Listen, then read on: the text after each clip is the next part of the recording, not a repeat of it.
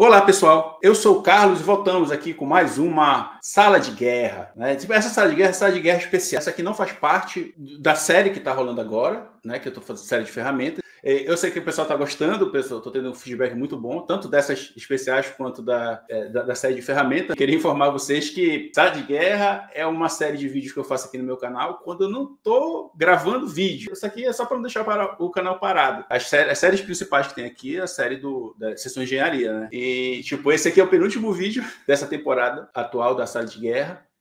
E essa semana vai ter 2 vídeos, esse e o último dessa temporada de ferramentas, e eu vou entrar de férias também do canal, que eu tenho que descansar. E é isso. E hoje vai ser uma talk especial, né? Tipo assim, uma talk de inteligência artificial no canal de um cara que é hater de inteligência artificial. Eu trouxe aqui o Rafael, ele vai fazer a talk dele, que vai falar sobre Spring AI e também vai falar sobre AI com Redis, Spring, etc., que na realidade é assim, enfim, ele vai explicar pra gente o que é. E também trouxe o Arthur, um amigo nosso, que também, por sinal, a gente viu essa talk que rolou esse ano no DevOps na Praia. Queria informar o pessoal daqui de Portugal que vai ter DevOps na Praia, dia 1º de julho. A gente ainda não começou a divulgar, mas já estou adiantando aqui pra galera. Inclusive, o Arthur vai fazer uma das talks lá. Mas enfim, a gente viu essa talk aqui, a gente gostou muito, e eu gostei muito, achei muito legal. Eu vou chamar os caras aqui, o Rafael e o Arthur.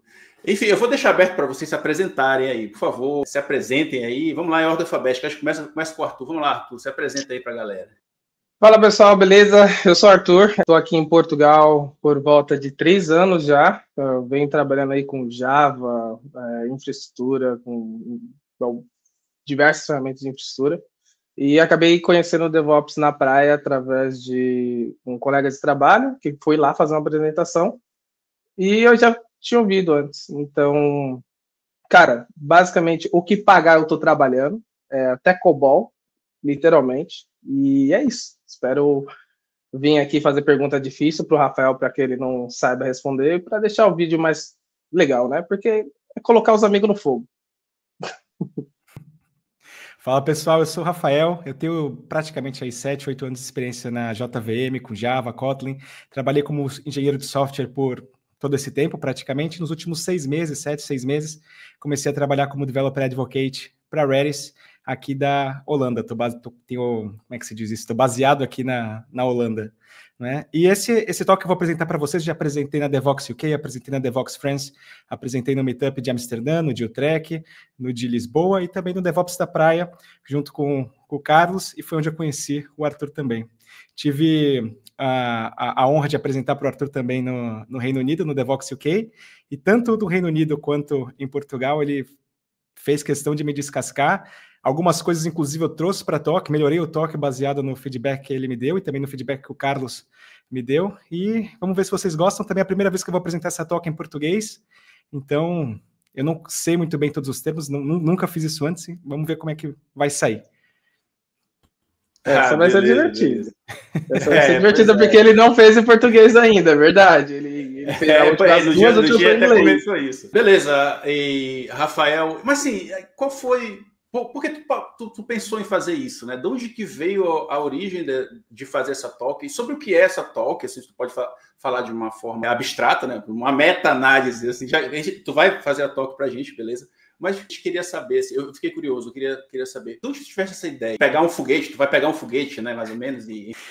Sim, então, da parte técnica, né, a parte de Vector Similarity Search, Semantic Cache também, toda essa parte relacionada mais com Applied AI Engineering, na verdade é a parte que a gente está tentando atacar como Redis agora, né? O que a gente quer é o nicho que a gente quer, como é que se diz, entrar com tudo, vamos dizer assim, né? Agora, a parte da Apollo 11, do foguete, na verdade é um interesse pessoal meu.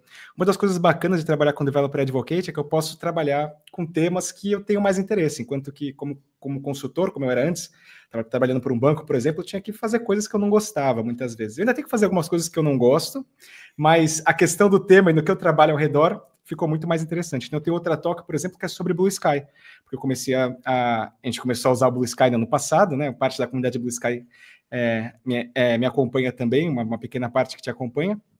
E então eu criei uma talk ao redor de um bot para Blue Sky, Powered by AI, que é uma das coisas que eu construí também.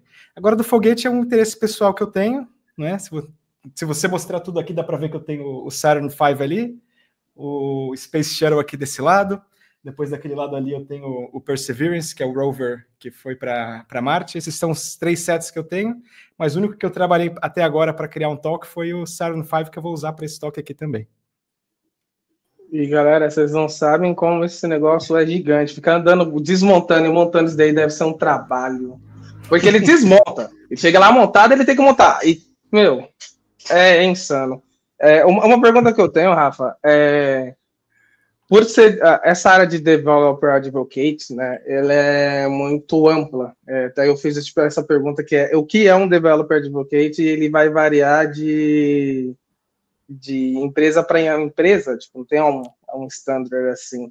E como que você consegue desenvolver essa ideia e, tipo, coletar esse feedback dentro da Reds, né? Tipo, porque além de fazer a ideia no que você gosta, você tem que ver esse desenvolvimento na área de advocate em si. Como que você consegue coletar esse feedback e melhorando e desenvolvendo essa área em si?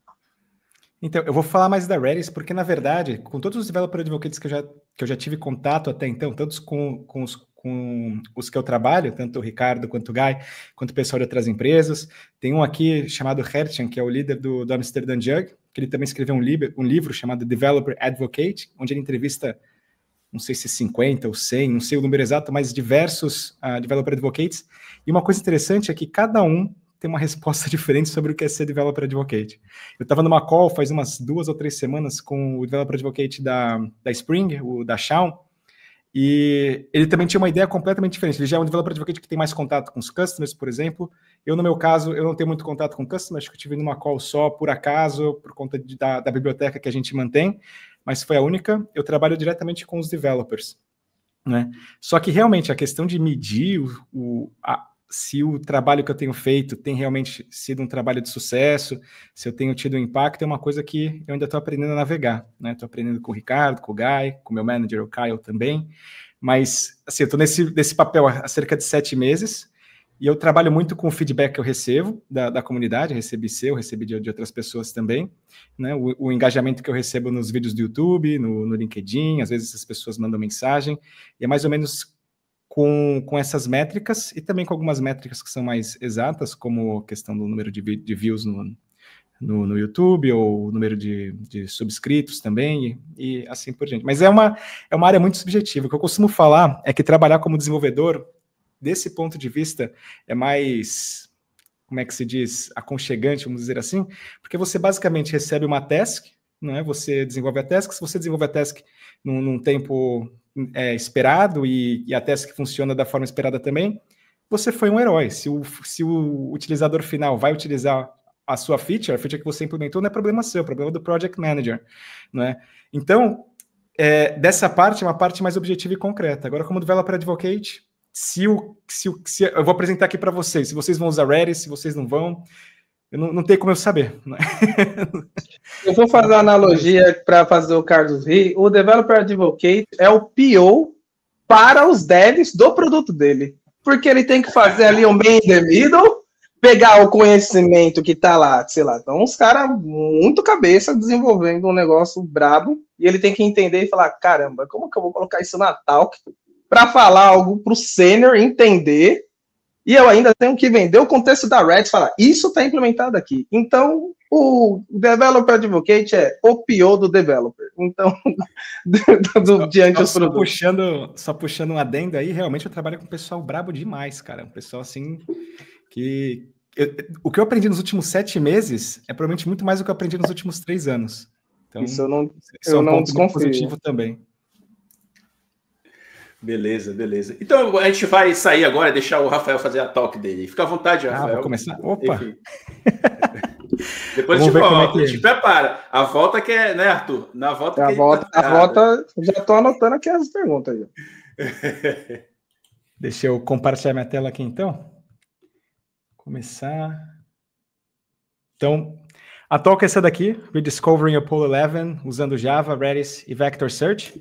Eu sempre gosto de começar minhas apresentações com um pouco de contexto, como eu cheguei até aqui. Eu já falei para vocês que eu tenho a nave ali, que gerou algum interesse, eu também já tenho interesse na exploração espacial, mas também um dos maiores interesses foi esse site aqui que eu encontrei no final do ano passado, chamado apolloinrealtime.org.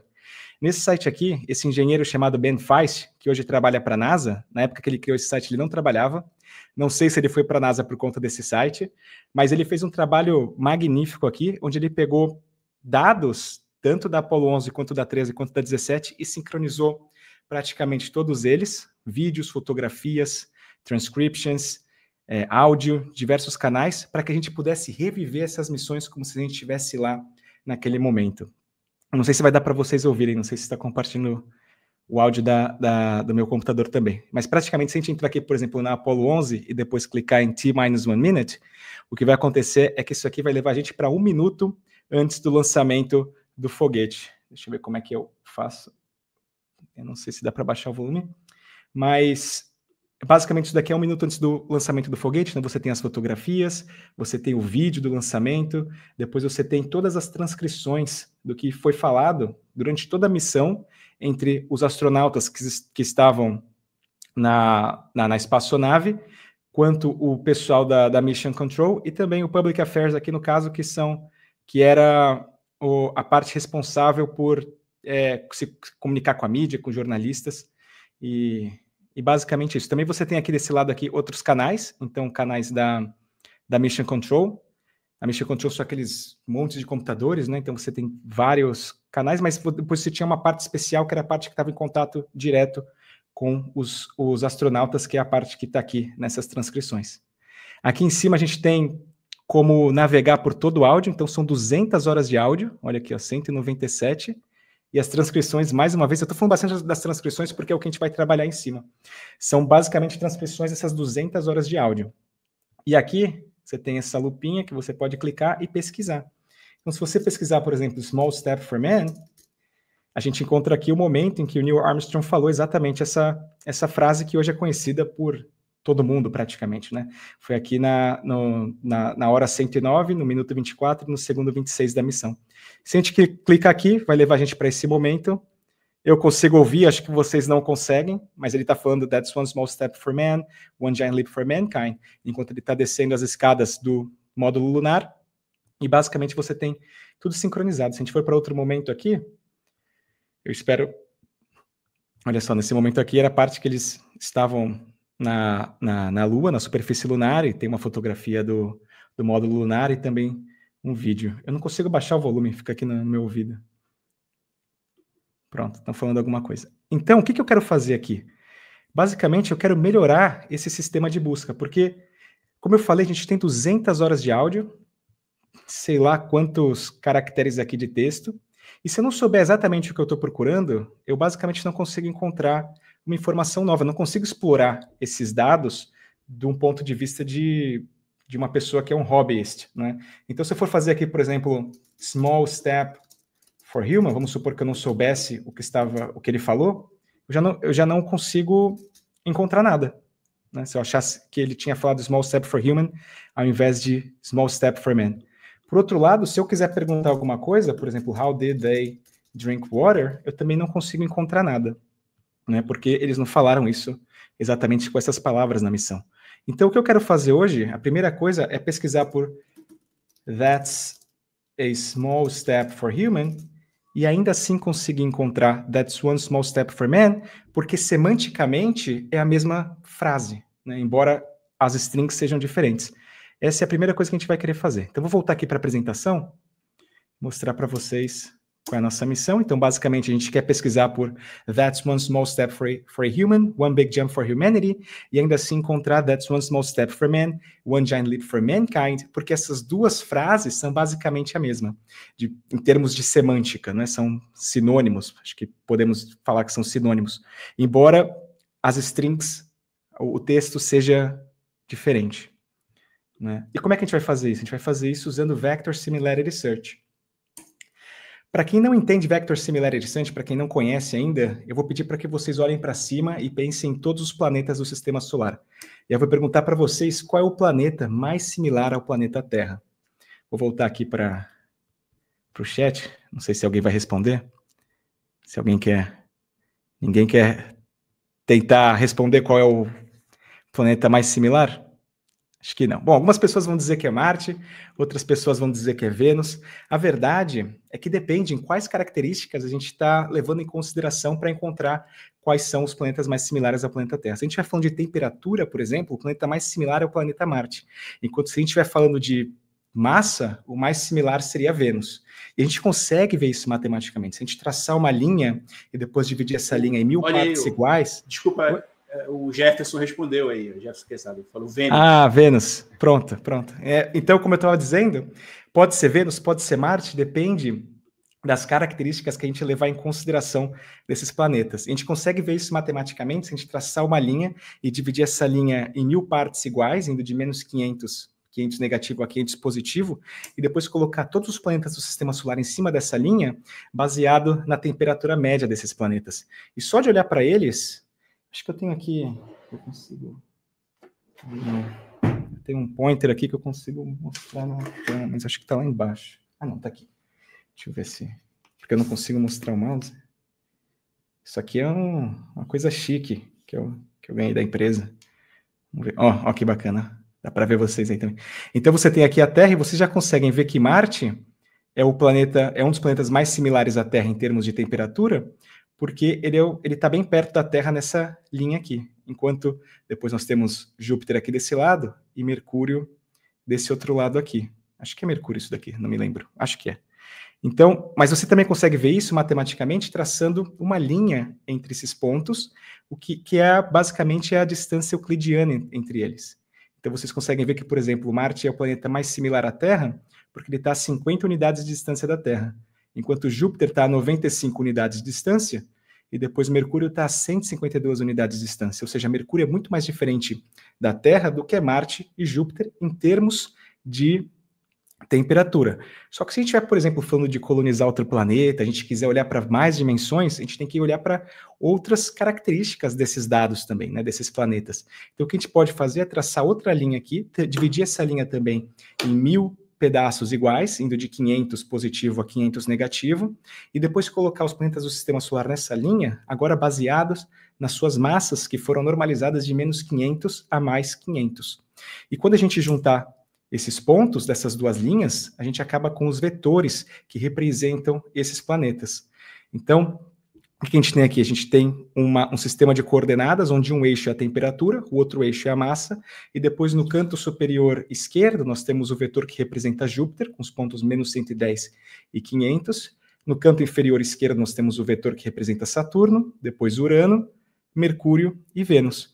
E se a gente traçar uma linha entre eles, se a gente tentar calcular a distância euclidiana entre eles, a gente vai ver que, por exemplo, os planetas mais similares a Saturno, o primeiro é Urano, seguido de Mercúrio, que está a 457 unidades de distância, depois vem Júpiter e, por fim, vem Vênus. Ou seja, desses 4 vetores, em comparação com Saturno, Vênus é o mais diferente em termos de massa e temperatura, porque é o vetor que está mais distante do vetor de Saturno, aqui nesse sistema de coordenadas, ou nesse Vector Multidimensional Space. E aqui a gente está falando só de 2 dimensões, né? A gente podia ter 3, a gente podia ter 4, geralmente quando a gente está trabalhando com vetores relacionados ao Applied AI Engineering, a gente vai trabalhar com vetores de 384 dimensões, ou 768 dimensões, ou até 3072 dimensões, como vocês vão ver mais tarde. Né? Só que esse não é a única forma de calcular a distância entre esses vetores, nesse Vector Multidimensional Space. Uma outra forma é calculando a cosine similarity entre eles. Então, para fazer isso, o que a gente pode fazer é traçar uma linha vindo da origem desse sistema de coordenadas até o primeiro vetor, que no caso é o Saturno, e depois traçar outra linha até o segundo vetor, que no caso é Urano, e verificar qual é o ângulo que é formado entre essas duas linhas. Nesse caso, é um ângulo de 18 graus. Se a gente continuar, olha só ali, Mercúrio, agora a gente tem um ângulo de 60 graus, ou seja, Mercúrio é mais diferente de Saturno do que Urano, porque esse ângulo é maior também. E por último, nesse meu exemplo aqui, nós temos Vênus com ângulo de 84 graus, e eu vou pedir para que vocês não olhem o desenho, porque criar animação é meio que difícil, então você tem aí um ângulo na parte gráfica muito maior do que 90 graus, mas olhem para o número que diz aí que é 84 graus. Eu confio no número, não confio no ângulo em si, na ilustração. Mas isso é para ilustrar que quanto maior esse ângulo, maior a distância e, portanto, mais diferente são esses vetores para a questão de Vector Similarity Search. Vou continuar aqui. Então, para recapitular o que a gente viu até agora, a gente basicamente viu que um vetor é a representação numérica de um dado, uma representação com significado numérico de um dado. Vetores que estão mais próximos no Vector Space Model são mais similares uns aos outros, e a proximidade entre eles é calculada usando tanto a distância euclidiana quanto o cosine similarity, a similaridade cosseno. Aí que tá o que eu falei no início, eu nunca traduzi alguns desses termos, então não sei como é que são falados no Brasil. Certo? Então, só para entender, se todo mundo está acompanhando, se ninguém tem nenhuma pergunta. Até então, está todo mundo na mesma página?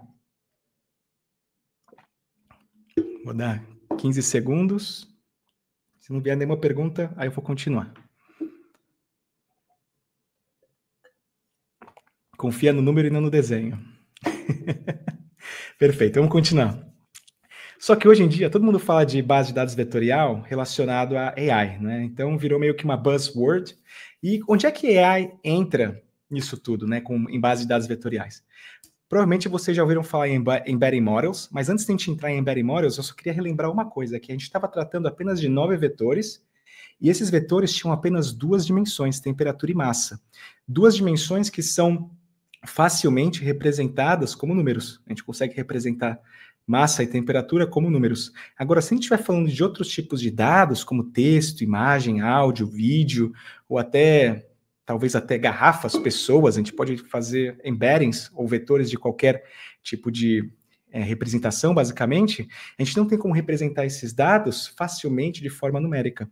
E é aí que entram os Embedding Models. Os Embedding Models são praticamente algoritmos de machine learning especializados em transformar dados sem estrutura, como texto, áudio, imagem, em vetores numéricos, numerical vector representations, representações numéricas de vetores com bastante significado. Então aqui a gente tem 2 exemplos, né? Eu tenho aqui o Ollama e o OpenAI, que você pode rodar um embedding model localmente usando o Ollama, por exemplo, ou você pode usar um remoto usando o OpenAI, ou Vertex AI da Google, ou o Bedrock da Amazon, ou até usar um open source da Hugging Face, que você pode rodar local também. O que você vai fazer? Você vai pegar esse dado, vai servir para esse embedding model, e depois esse embedding model vai transformar esse dado num vetor, e você vai guardar esse vetor em uma base de dados vetorial, que no caso aqui que a gente vai usar é o Redis. Então eu preparei essa animação aqui, que um dia vai me levar para a Pixar, onde a gente tem o dado sendo transformado num vetor e depois inserido dentro da base de dados vetorial, que é o Redis nesse caso. E por que a gente vai usar o Redis hoje? Não é? Então, basicamente, se a gente olhar bem, quase todas as bases de dados acabaram adicionando a estrutura de vetor dentro delas. Mas a gente rodou alguns benchmarks, primeira coisa, né? E a gente percebeu que, a gente descobriu, na verdade, com esses benchmarks, que o Redis era a base de dados que oferece a menor latência quando trabalhando com vetores. Mas não só isso, a gente também é a base de dados que escala com a maior eficiência. A gente consegue chegar a 1 bilhão de vetores, mantendo uma precisão de 90% na busca, e ainda assim conseguir servir uma latência de 200 milissegundos. Enquanto com uma precisão de 95%, a gente consegue manter uma latência de 1,3 segundos. Ou seja, a gente consegue escalar até 1 bilhão de vectors sem penalizar a latência. O que é enorme. Já viram aqueles vídeos ou aquelas fotografias comparando 1 bilhão com 1 milhão? Eu também tenho um exemplo em que estavam usando uma base de dados diferente, vetorial, e que para pesquisar entre 6 milhões de vetores, estava levando 6 segundos. Então vocês conseguem ver que 1,3 segundo com 95% de precisão é muito rápido. Mas não só isso. Redis é um nome que é muito popular. Acho que todo mundo conhece Redis. Redis surgiu em 2009. Não é? E algumas pessoas, a maioria das pessoas conhecem o Redis, na verdade, como um cache. Só que a verdade é que o Redis surgiu como uma base de dados em 2009 que é tão rápida que acabou sendo utilizada primariamente como um cache, mas é uma base de dados completa e que veio evoluindo nesses últimos 15 anos, inclusive adicionando a parte vetorial em 2022, antes do ChatGPT. Então já é uma feature que a gente tem na base de dados que já vem sendo evoluída e maturada desde então, e que, pronto, hoje é a que oferece a menor latência com a maior escalabilidade. Então, o que a gente quer fazer? A gente quer pegar todas as partes da transcrição, vetorizar todas essas não sei falar isso em português, utterance, que é praticamente cada parte da transcrição em si, e depois comparar esses vetores para ver se a query que a gente vai enviar, que no caso é That's One Small Step for Human, One Big Jump for Humanity, o vetor que representa essa query, na verdade, ele é similar a algum vetor que está dentro da base de dados. E se ele for similar o suficiente, a gente vai saber que ele significa a mesma coisa de algum vetor que está lá dentro. No caso, isso aqui é hipotético, esses números que eu coloquei, mas é para mostrar que esses dois vetores, se similares, representariam também o mesmo texto. Vamos recapitular o que a gente viu até agora. Então, a gente viu que Embedding Models são algoritmos que transformam dados sem estrutura em dados numéricos de alto significado e que bases de dados vetoriais são usadas para guardar de forma eficiente também, buscar de forma eficiente esses vetores baseados nas suas proximidades no Vector Space Model. E por último, a gente também viu que o Redis é bacana pra caramba, it's freaking awesome. Então vou voltar aqui para cá, porque agora a gente vai falar do foguete. Caras, eu não sei se eles conseguem me ver, talvez até seja melhor eu parar de... mas eu queria continuar mostrando, porque eu, na verdade, eu vou mostrar essa imagem aqui e vou pegar o Saturn V aqui. Esse aqui é um modelo de Lego do Saturn V. Esse aqui, para quem não conhece, foi o foguete de maior potência inventado pela humanidade no momento que ele foi inventado, basicamente. Ele foi responsável por levar seres humanos à Lua 7 vezes, sendo que uma delas, embora a missão não tenha sucedido, eles ainda foram para lá, foi a Apollo 13, e também foi responsável por levar a primeira estação espacial para o espaço, se não me engano se chamava Skylab, e que subiu em 1979. É um foguete de 3 estágios, então você tem o primeiro estágio aqui, o segundo estágio aqui, o terceiro estágio aqui, e em cima desse terceiro estágio você tem o payload, não sei se vocês conseguem ver tudo, e aqui em cima vocês têm o Escape Launch System, certo? Então, basicamente, o que acontecia, quando esse foguete ele sofria ignição, o lift-off acontecia, ele subia até uma certa altitude, de 162 km, se eu não me engano, chegava numa certa velocidade, consumia todo o combustível que estava aqui dentro, tudo isso daqui era praticamente só combustível, e então essa parte aqui era descartada, deixa eu descartar ela aqui, vai ficando cada vez menor. Essa primeira parte aqui era descartada no Oceano Atlântico, e depois essa segunda parte sofria ignição e continuava a jornada até uma Parking Orbit. Quando chegava nessa Parking Orbit, essa segunda parte aqui também era descartada. Depois você tem aqui em cima o Escape Launch System, que também era descartado, já não era mais necessário. Vou tirar ele daqui. Por fim, os astronautas estavam aqui dentro. Eles davam uma volta na Terra, fazendo uma série de checagens, vendo se estava tudo correto, para que o terceiro estágio sofresse ignição e continuasse a trajetória em direção à Lua. Certa vez que eles saíam da órbita terrestre e todo o combustível que estava aqui dentro era consumido também, o que acontecia é que esse cone aqui abria, que ficou preso aqui dentro, expondo o módulo lunar, que estava preso aqui no terceiro estágio, e esse cone aqui também era descartado. Então ficava basicamente assim, você tinha o módulo de comando e serviço em cima, o módulo lunar aqui, os astronautas faziam uma manobra de 180 graus, faziam dock no módulo lunar, tiravam ele do terceiro estágio, que era descartado, faziam uma outra manobra de 180 graus e continuavam a missão para a Lua. Quando eles chegavam na órbita lunar, 2 astronautas que estavam aqui dentro, no caso da Apollo 11, o Neil Armstrong e o Buzz Aldrin, entravam dentro do módulo lunar. O módulo lunar pousava na Lua, na superfície lunar, enquanto Mike Collins ficava aqui dentro, orbitando a Lua, à espera de que os outros 2 terminassem a missão lá embaixo. Eles saíam daqui de dentro, faziam o que eles tinham que fazer na Lua, talvez morrer, era uma missão muito arriscada. Aqui embaixo você tem um motor de descida, depois eles entravam aqui dentro. Essa parte de baixo aqui permanecia na Lua, enquanto a parte de cima subia, você tem outro motor aqui, subia para se reconectar, fazer o rendezvous com o módulo de comando e serviço, onde os dois astronautas e samples de Lunar Rocks voltavam para dentro do Command Module and Service, e depois essa parte daqui retornava para a Terra. Quando eles chegavam perto da órbita terrestre, da atmosfera terrestre, o módulo de serviço também era descartado. Aqui dentro você tinha a parte de água e oxigênio, que era necessário para a sobrevivência deles, e a única parte que entrava na Terra, na atmosfera terrestre, era essa daqui.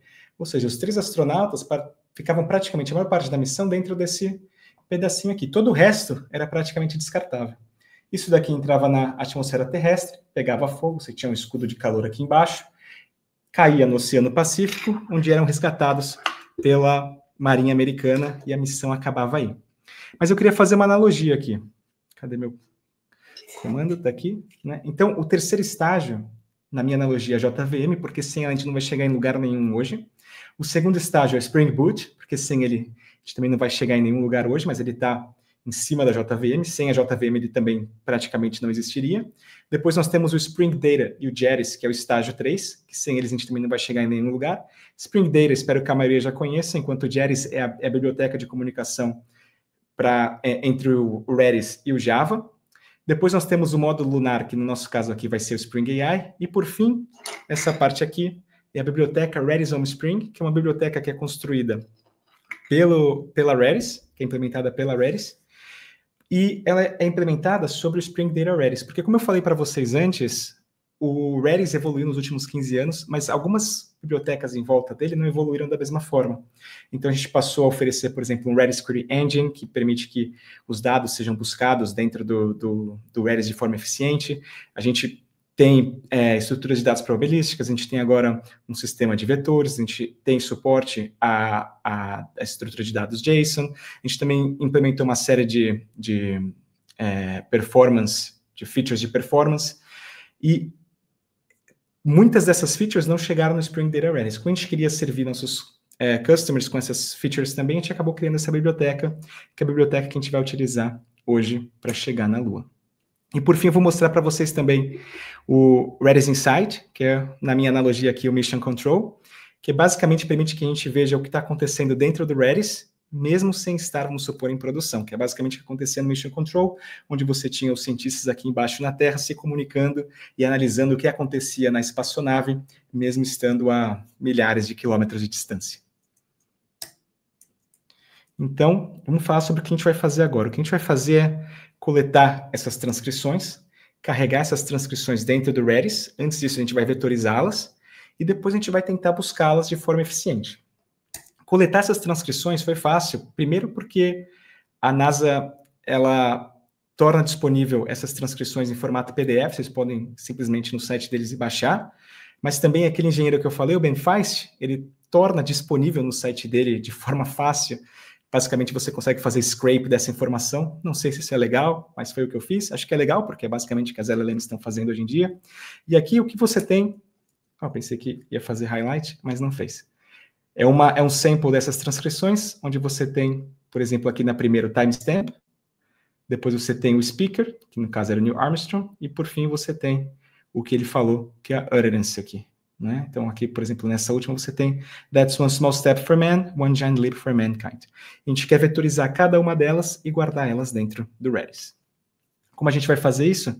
Quem já trabalhou com Spring Data sabe que a gente pode modelar as nossas entidades utilizando basicamente o padrão JPA. Né? Se vocês já fizeram isso antes, vocês com certeza fizeram isso com a notação @entity. Aqui em cima. Nesse caso aqui, como a gente vai usar o Redis, a gente vai usar a notação Redis hash. Basicamente, a gente está dizendo que a gente quer guardar um hash dentro do Redis. A gente poderia colocar aqui @document, o que significaria que a gente guardaria um JSON dentro do Redis. Depois a gente tem aqui como outras entidades do Spring Data o ID, que no caso vai ser a timestamp, e depois nós temos algumas anotações que vêm do Redis on Spring, que é, no caso, o indexed, que basicamente vai criar um índice dentro do Redis, ou um esquema que vai permitir que a gente busque esses campos dentro do Redis de forma eficiente mais tarde, que eu vou mostrar para vocês também. Mas, para além disso, a gente também quer vetorizar o texto, né? Então, a gente vai usar outras duas anotações. Antes disso, a gente vai criar o repository, da mesma forma que a gente faria utilizando o padrão do Spring Data que a gente já conhece, mas nesse caso, ao invés de estender o CRUD repository, a gente vai estender o Redis Enhanced repository aqui, onde, da mesma forma, o primeiro elemento vai ser a utterance, a nossa classe de entidade, e o segundo elemento vai ser o tipo do ID.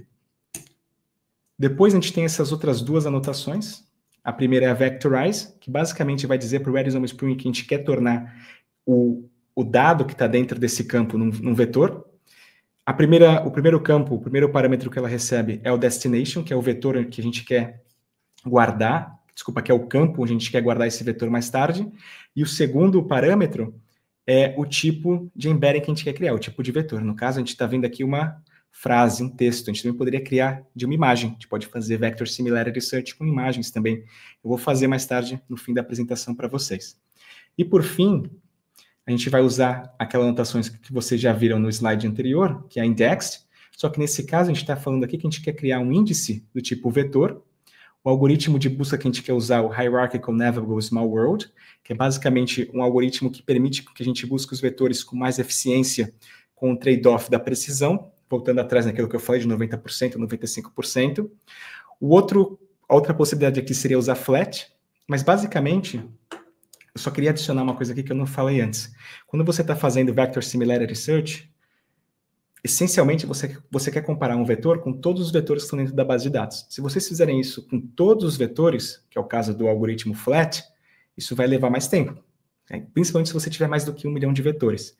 O Hierarchical Navigable Small World é uma outra técnica que não percorre todos os vetores, vai percorrer, vamos supor, 90%, 95% deles, vai ser mais eficiente, mas talvez você não tenha a mesma precisão. No nosso caso aqui, tanto faria se a gente usasse o flat ou Hierarchical Navigable Small World, mas eu acabei optando pelo Hierarchical Navigable Small World.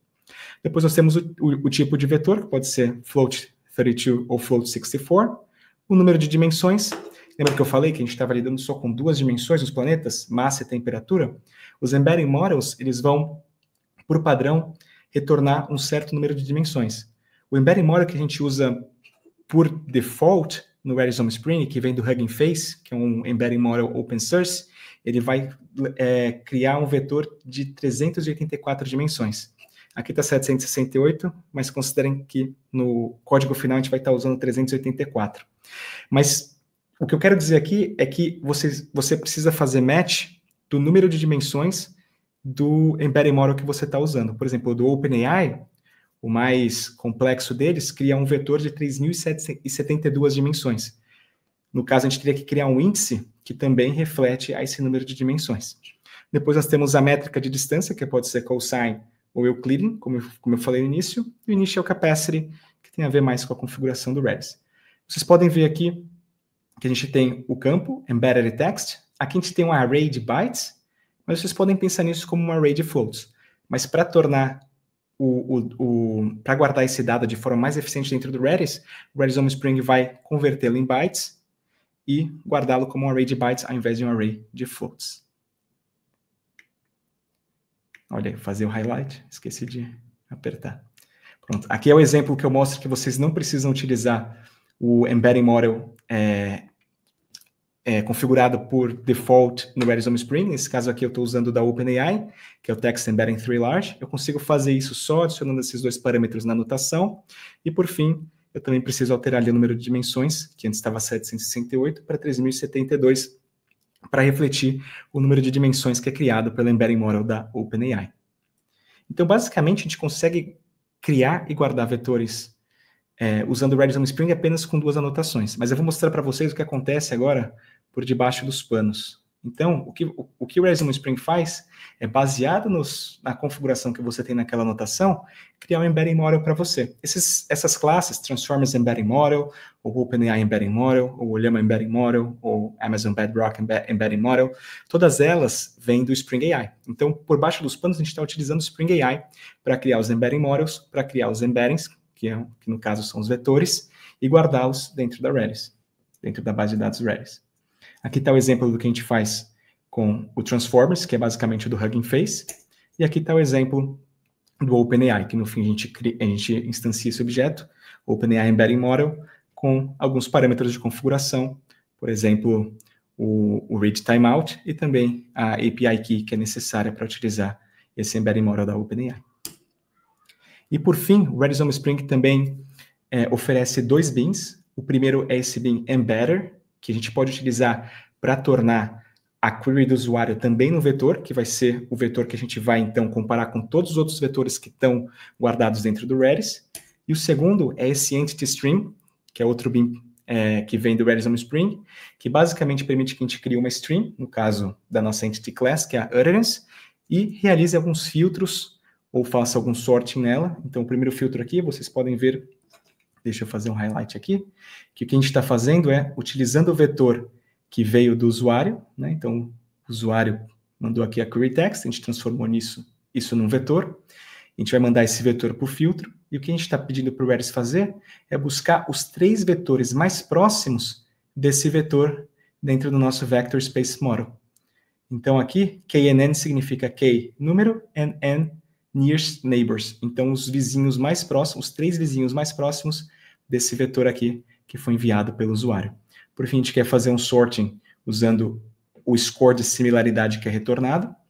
E também a gente quer, no final, mapear esse resultado que voltou do Redis em um pair, onde o primeiro elemento vai ser a Entity Class itself e o segundo elemento vai ser o Similarity Score, para finalmente coletar tudo isso dentro de uma lista.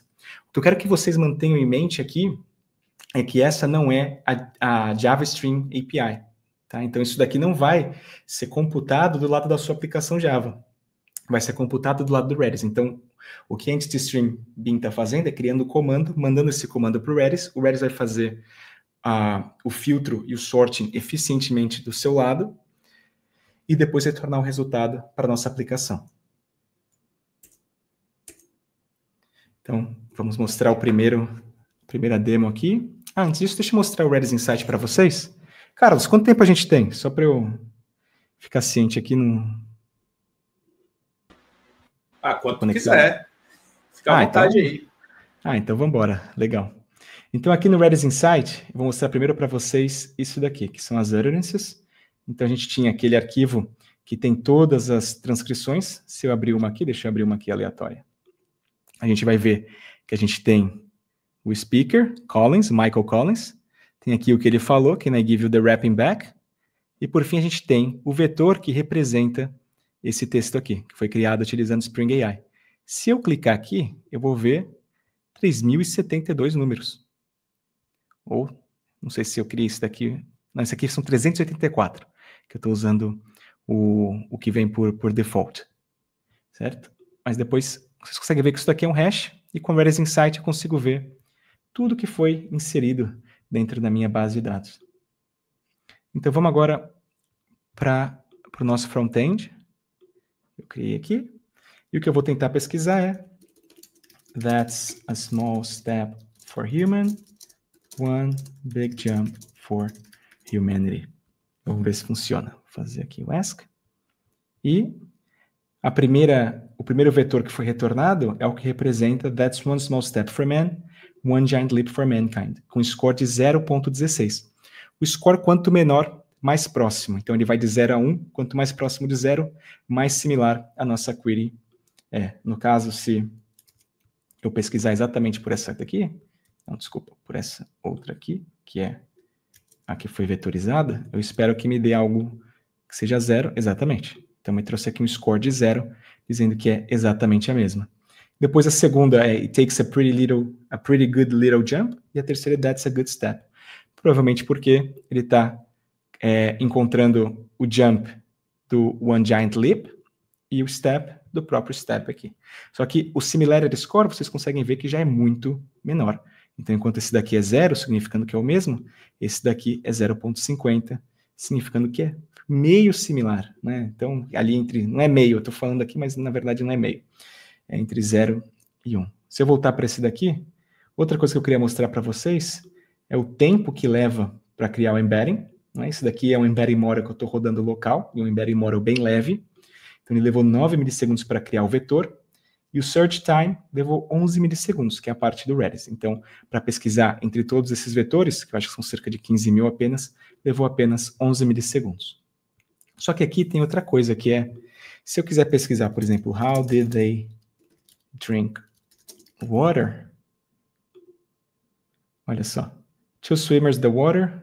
Não tem nada muito similar a essa pergunta e eu não consigo, ainda assim, de forma eficiente, pesquisar no meio dessas transcrições. Né? Então você tem aqui, everybody threw with the water, and some water here, Mike, do you remember trying to get water into a grapefruit pineapple drink? Então tem alguma coisa a ver com água, mas ainda assim não me responde como eles beberam água. Eu vou voltar para a apresentação agora. E Houston, we have a problem. E na verdade a gente tem um problema de granularidade, porque a primeira coisa que a gente aprende quando a gente está fazendo Vector Similarity Search, geralmente a gente faz Vector Similarity Search com documentos longos, PDFs, né? E o que a gente quer fazer é quebrar esse documento em vários chunks e vetorizar esses chunks, geralmente, para que a gente aumente a acurácia do nosso Vector Similarity Search. A gente não tente encontrar vetores que nem sejam muito pequenos, que percam significado por conta disso. No caso aqui do exemplo, a gente tem Apolo, que pode ser o deus grego, ou pode ser a missão espacial, um álbum de música. A gente também não quer algo que seja muito longo, porque também a gente vai perder contexto aí no meio. Inclusive, dependendo da LLM que a gente utilize, a gente nem consegue mandar um texto muito grande, dependendo do tamanho do contexto, do limite do contexto que ela possa receber. Então, a primeira técnica que a gente pode fazer é essa chunking, mas no nosso caso aqui, como a gente está falando de transcrições, elas já são muito pequenas. Eu quero fazer o contrário, eu quero agrupá-las e vetorizar esses grupos. A forma que eu encontrei para fazer isso mais fácil, graças ao Benfast, que também oferece no site dele, oferece, né? Eu peguei do site dele, fiz um scrape, Table of Contents. Então, basicamente, eu sei que tudo que está entre duas timestamps vai ser sobre o mesmo assunto. Então, tudo que está aqui entre a 109, 19, 18 e a 109, 22, 50 vão ser transcrições que têm a ver com on the port, ou que vão ter a ver com o mesmo assunto. Depois, entre a 109, 22, 50 e a 109, 24 e 26, todas elas vão ter a ver com descendo a escada. E depois com o primeiro passo. E depois com Armstrong Reminder to get a contingency sample. Então, eu pude agrupá-las facilmente utilizando essa Table of Contents e criar os vetores delas todas juntas, basicamente, para tentar fazer match delas todas juntas. Mas também existem outras técnicas que eu posso utilizar para aumentar a acurácia do meu Vector Similarity Search. Uma delas é criar resumos. Então, basicamente, o que eu faço aqui é, para cada Table of Content, como vocês veem ali na primeira linha, eu vou pegar as utterances que estão agrupadas e eu vou mandar para alguma LLM, no caso pode ser ChatGPT, ou OpenAI, pode ser Ollama, pode ser DeepSeek, vocês definem. Eu estou utilizando aqui as classes que são providas pela Spring AI, esse Chat Response, o Chat Model, Prompt, são todas as abstrações que são providas pela Spring AI. Estou criando um prompt aqui de 2 mensagens, onde a primeira mensagem é You are a helpful assistant who summarizes utterances of the Apollo 11 mission. Então, basicamente, você é um assistente útil que cria resumos das transcrições da missão da Apollo 11. E eu peço para ela criar esses resumos de forma densa, com todas as curiosidades incluídas, e tentar fazer com que ela limite o resumo a 512 palavras. Né? E depois a segunda mensagem, a user message ali, eu pego todas essas transcrições que foram agrupadas e mando como o payload desse prompt. Né? Por fim, eu pego a resposta, coloco nessa nova entidade que eu criei, que é a TLC Data, e depois eu salvo essa TLC Data no Redis. Ela também vai receber aquelas anotações, vectorize, e vai criar o vetor automaticamente para mim. Essa é a primeira técnica. A segunda técnica é extraction, onde ao invés de eu pedir para ele resumir o que está sendo falado, eu peço para ele extrair perguntas. Então, quais perguntas podem ser respondidas com base nessas transcrições? Ou nesse texto, se vocês estiverem usando um PDF, por exemplo. E depois eu faço a vetorização dessas perguntas, porque fazer match de uma pergunta que alguém faça para o meu chatbot vai ser muito mais fácil do que fazer match com o que eles falaram durante a transcrição. Porque eles provavelmente não vão fazer perguntas do tipo, como é que eu vou no banheiro? Eles já sabem como ir no banheiro, ou como é que eu bebo água. Então eu pego todas essas perguntas, vetorizo também e guardo dentro do Redis. Por fim, eu uso tanto o embedder, que eu mostrei antes, quanto o entity stream para agora, ao invés de pesquisar nas utterances, nas próprias utterances, eu faço essa pesquisa nas perguntas ou nos resumos. Bora ver um exemplo? Então, antes de ver os exemplos, eu queria mostrar para vocês aqui que agora a gente tem as questões todas vetorizadas. Se eu abrir uma aqui aleatória, a gente tem aqui... Cadê a questão? Tem muita coisa aqui no meio.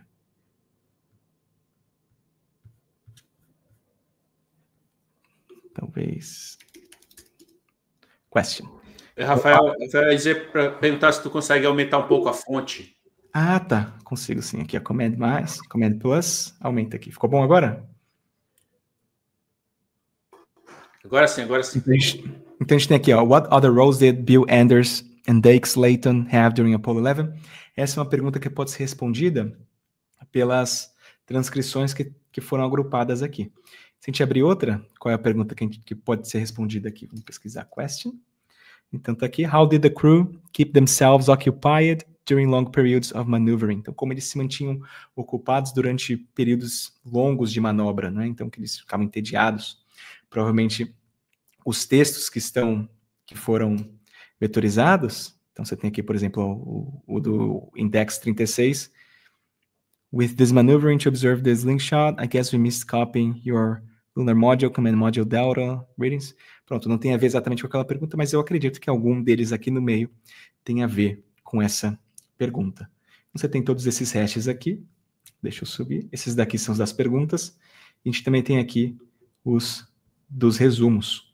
Então o resumo vai ser maior, né? Eu acho que eu crio o field como summary, exatamente, então maior do que a pergunta, você tem o resumo do que foi falado, né, dessas transcrições que a gente vetorizou e guardou dentro do Redis agora. Eu quero mostrar mais uma coisa para vocês, que é se eu vier aqui e fizer um ft.list, esse aqui é basicamente o Workbench, que é a linha de comando do Redis. Se eu rodar essa daqui, eu consigo ver todos os índices, todos os esquemas que foram criados dentro do Redis até agora. Então, se eu fizer, por exemplo, ft.info, ele já me dá aqui um autocompletion, eu consigo pegar aqui o esquema do question, e vocês conseguem ver o que ele tem aqui dentro. Ele tem o embedded question, esse atributo, que é do tipo vetor, está aqui o algoritmo que a gente utilizou, o número de dimensões, a distância métrica e outras coisas. Voltar para cá, eu já separei aqui algumas perguntas para a gente fazer. Então está aqui, how were the lunar rock samples transported? Mas depois, no fim, vocês podem fazer perguntas também, se vocês quiserem. Então, eu vou colocar aqui, vou fechar o Error Search e vou abrir o Display Question Search.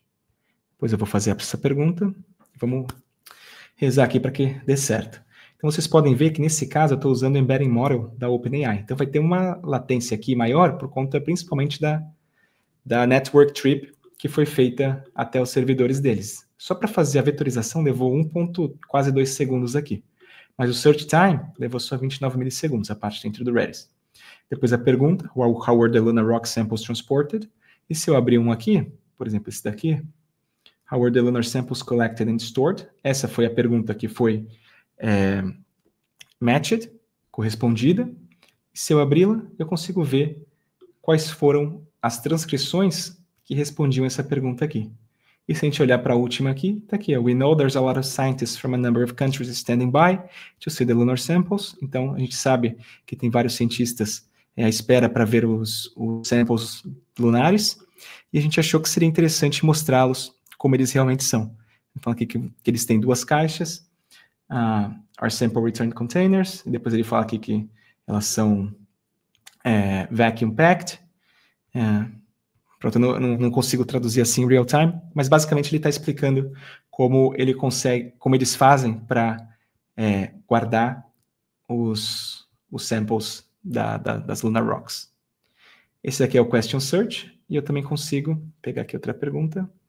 Did they land where they planned on the surface of the moon? Pesquisar pelo Summary Search. Então, deixa eu mudar a pergunta aqui, fazer um ask.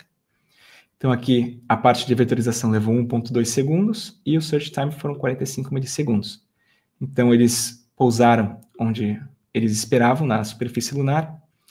E aqui, você tem 3 resumos explicando exatamente isso. Então aqui você tem during the Apollo 11 mission, communication between mission control and the crew centered on confirming the exact landing site location of Tranquility Base. Tranquility Base é o local na Lua onde eles pousaram, o nome do local. Mission control provided coordinates near West Crater, seeking validation from Neil Armstrong and Buzz Aldrin. Eu não vou ler tudo, mas basicamente uma das coisas que aconteceram é que, como eu já falei para vocês, combustível era muito crítico na missão, né? Então você tem basicamente um foguete inteiro só para levar combustível. E aqui, no módulo lunar, combustível ainda era mais crítico, porque é uma espaçonave, uma aircraft muito menor. E o que aconteceu é que o local que eles esperavam pousar tinha muito mais crateras do que eles esperavam. Quando eles fizeram a visualização do local, enquanto eles pousavam, eles perceberam que eles não poderiam pousar ali, não ia dar certo. Eles tinham duas opções, ou eles tentavam pousar em outro lugar, ou eles abortavam e voltavam para o módulo de comando e serviço. O Neil Armstrong falou, não, a gente vai tentar, e basicamente eles pousaram em algum lugar mais à direita, se eu não me engano, da posição original, só que eles quase ficaram sem combustível. E se eles ficassem sem combustível, eles não conseguiam retornar para o Command Module and Service e ficariam presos na Lua. Era um risco muito grande, muita coisa podia ter dado errado nessa missão. Então, o que eu quero voltar a falar aqui agora é que se eu abrir esses resumos, ou as questões, como eu tinha mostrado antes, basicamente eu tenho aqui todas as transcrições, mas ainda assim não é fácil olhar, analisar todas para entender se o que está sendo dito aqui responde de fato a minha pergunta. Vocês podem ver que essa daqui ainda é mais longa, eu teria que lê-la toda para entender se a minha pergunta está sendo bem respondida aqui, o que não é o mais eficiente para os meus utilizadores finais, entre aspas, aqui. Então, como é que eu posso fazer para que a minha LLM, no caso OpenAI ou o Llama, responda de forma eficiente baseado na pergunta do utilizador e também nas transcrições que foram recebidas pela minha aplicação. Vou voltar aqui para a aplicação, para a apresentação. A gente vai falar agora de RAG. RAG é uma palavra que acho que todo mundo já conhece, né? Retrieval Augmented Generation. É muito simples de entender. Basicamente, o que você quer fazer é pegar uma série de dados que sustentem uma certa questão, por exemplo, prover esses dados para a sua LLM junto com as questões e pedir para que a LLM responda aquela questão baseado nesses dados, né? Então, esses dados podem vir, por exemplo, da internet, podem vir, por exemplo, quando vocês pesquisam, fazem uma pergunta para o ChatGPT, às vezes ele faz uma busca na internet. Isso é RAG, basicamente. Podem vir de uma base de dados vetorial também. Então, vocês fazem a vetorização dos seus arquivos PDF da sua empresa, que só pode existir ali dentro, não pode vazar para fora, e vocês pegam esses dados e depois fazem o stuff do prompt de vocês, mandam para a LLM, e a LLM vai responder a tal pergunta baseada naqueles dados. É isso que a gente quer fazer agora. Então, vou mostrar para vocês que até então era isso que a gente estava fazendo, onde a gente pegava o vetor do usuário, a query do usuário, transformava num vetor, depois a gente pesquisava no Redis quais eram os vetores mais próximos desse vetor que a gente enviou, e por fim, a gente mandava esses vetores, junto com os similarity scores, de volta para o utilizador. O que a gente quer fazer agora é um passo a mais. Ao invés de mandar isso de volta para o utilizador diretamente, a gente quer usar o Spring AI para criar um prompt e estufar esses dados dentro do prompt, como vocês viram ali na linha 32, Apollo Mission Data, para que esses dados possam ser utilizados para responder a pergunta que foi enviada ali na linha 35, que é a user question. E por fim, a gente vai pegar o resultado que retorna da nossa LLM e mostrar esse resultado para o nosso utilizador. Vamos ver isso em prática? Acho que eu tenho outra pergunta aqui. What happened to the circuit breaker used by the Ascent engine? Então, vou fechar aqui o Summary Search, Display Question Search, fazer essa pergunta. Antes disso, eu quero fazer Enable do RAG aqui. Fiz essa pergunta, está demorando um pouquinho mais, porque agora a gente tem um processo a mais dentro do nosso processo total. Então, o embedding time, a criação do vetor da nossa query, levou 1 segundo. O RAG, que é a parte que a gente envia para a LLM, pede para a LLM responder a nossa pergunta, levou 2,1 segundos, é a parte que leva mais tempo. E o search time, que é a parte do Redis, levou só 42 milissegundos. Só que agora a gente tem aqui a resposta que foi enviada pelo nosso LLM. Então a gente tem aqui a pergunta, what happened to the circuit breaker used for the ascent engine? A resposta é, the engine arm circuit breaker appears to be broken off at the end. Então o que aconteceu, como eu falei para vocês, esse Lunar Module aqui, ele tem duas partes. Ele tem a parte que pousava e a parte que acendia de volta, né? E para que eles acendessem de volta, para iniciar ou dar ignição a esse motor de ascensão aqui, tinha um botão desses botões antigos que você podia tanto apertar, empurrar para dentro quanto puxar para fora. E quando o bus estava saindo de dentro do módulo lunar, ele sem querer esbarrou num desses botões e quebrou o botão. E por acaso era o botão que era responsável por dar ignição. Então eles podiam ter ficado presos na Lua porque ele quebrou esse botão, só que por fim o botão estava puxado, ele tinha que empurrá-lo para dentro e ele conseguiu fazer isso com uma caneta que supostamente ele carrega com ele até hoje para todo lugar que ele vai. Mais uma vez eles podiam ter ficado presos na Lua, mas não ficaram.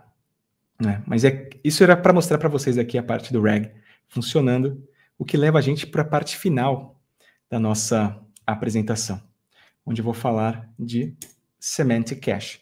Tudo que vocês viram até agora, se vocês já trabalharam com Vector Similarity Search ou RAG, provavelmente vocês já tinham conhecimento. Agora essa daqui é uma parte que é um pouco mais avançada, que é o Semantic Cache.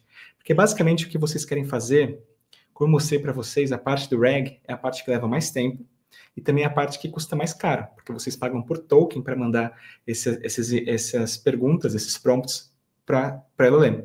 E se não pagarem, se vocês rodarem ela local, ainda assim vocês têm o tempo de processamento e também a deterioração da GPU de vocês. Né? Então, como é que a gente pode fazer para melhorar tanto a velocidade quanto o custo e também os recursos naturais da Terra? Né, evitando chamar a LLM de forma excessiva. O que a gente pode fazer é, vamos supor que o Arthur pergunta para a nossa LLM como eles iam ao banheiro, e o Carlos pergunta para a nossa LLM como eles iam ao toalete. Né? É a mesma pergunta, só que com palavras diferentes. Então, o que a gente pode fazer? Na primeira delas, a gente faz o processo normal, vai para a nossa LLM, e depois a gente pega essa resposta, serve para o Carlos, mas a gente também guarda ela dentro do Redis, junto com a pergunta, e a gente faz a vetorização da pergunta. Depois, quando o Arthur fizer uma pergunta que é similar, a gente pode vetorizar a pergunta do Arthur e ver se a pergunta já foi feita anteriormente no nosso Semantic Cache. Nesse caso, ela vai ser bem similar à pergunta do Carlos, e ao invés de a gente ir para o nosso LLM, a gente busca a resposta que já foi dada anteriormente. Então, isso é basicamente Semantic Cache. Simples, mas eficiente. Aqui eu mostro mais ou menos como eu implementei. Né, aqui é para fazer o cache da resposta. E aqui é para fazer a busca, basicamente o que vocês já viram também. A gente tem o embedder e também o entity stream, é a mesma coisa, mas agora na pergunta. E agora vamos fazer a nossa demo. Mas antes disso eu vou limpar o Semantic Cache aqui pelo Redis Insight, que já existiam dois, vou apagar esses dois. Olha que fácil é lidar aqui com Redis, utilizando o Redis Insight. Eu vou fazer enable do Semantic Cache. Eu vou fazer duas perguntas. A primeira é, how did they go to the bathroom? Vou fazer essa pergunta. Eu espero que ela não exista ainda, então vai levar um tempinho para ser respondida. Tem aqui o ragtime. E a cached query aqui está undefined, porque eu não fiz tão bem. Né? Então, retornou undefined e foi isso. Mas pronto, se eu fizer de novo, how did they go to the toilet? Clicar em ask. Agora vocês viram que foi basicamente instantâneo. Não teve o ragtime aqui no meio. E ele encontrou uma query similar. Então, no caso, how did they go to the toilet? Ela foi similar o suficiente a how did they go to the bathroom? Aqui é 0.06. E, portanto, ele retornou a resposta que já tinha sido retornada anteriormente. E se a gente continuar fazendo uma pergunta ainda diferente, how did they go to the restroom? Que são sinônimos. Tem aqui uma similaridade alta. É a mesma pergunta, e foi no cache de novo. E se a gente voltar aqui para dentro do Redis, a gente vai ver que essa pergunta foi guardada aqui. Então, temos aqui a query, how did they go to the bathroom? A resposta, e também o vetor que representa essa query aqui. E, chegando aqui no fim, vamos só recapitular tudo que a gente viu até agora. Então, a gente viu como melhorar a nossa capabilidade, nossas habilidades de busca, utilizando Vector Similarity Search. A gente viu como melhorar a nossa acurácia de Vector Similarity Search com algumas técnicas sendo a de chunking, summarization e extraction. A gente viu como melhorar as respostas do nosso LLM usando o RAG, e por fim a gente viu como melhorar a velocidade e o custo do nosso LLM utilizando o Semantic Cache. Era isso que eu tinha para apresentar para vocês. Meu nome é Rafael Dario, já me apresentei no início, não vou apresentar de novo, mas vocês conseguem encontrar tanto esses slides quanto o repositório no Git nesse QR Code, e também eu tenho vários vídeos, tanto no meu próprio canal do YouTube, quanto no canal do YouTube da Redis, onde eu falo sobre Redis, falo um pouco sobre Vector Databases. A gente está com plano agora de criar mais vídeos, tanto eu, quanto o Ricardo, quanto o Guy, os 3 Developer Advocates da Redis. Agora, para o próximo trimestre do ano, a gente vai focar mais nisso. E vocês podem esperar para ver uma enxurrada de vídeos novos vindos aí no canal. Então, não deixem de se inscrever. E acho que era isso, Carlos.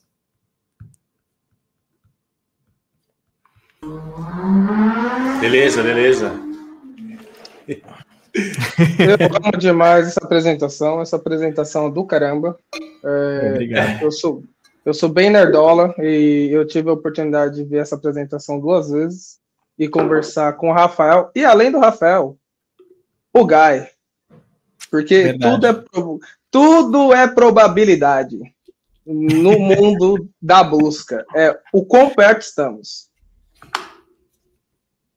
Só falta tu conhecer o Ricardo agora. Só falta eu reconhecer o Ricardo. Aí eu zerei a vida, né? Já faço a tatuagem aqui. Mas isso vai gerar perguntas. A caneta, olha a caneta bonita.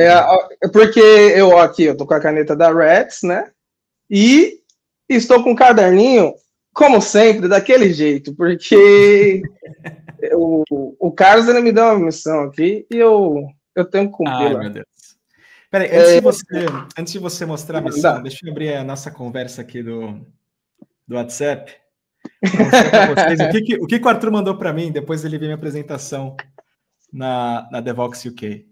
Mano, eu tava na primeira fila, velho. Eu tava na primeira fileira ali, ele apresentando e aqui, ó, anotando aqui no isso daqui, velho. Peraí que tu me manda mensagem pra caramba, cara. Calma aí. Pô, tem, mano.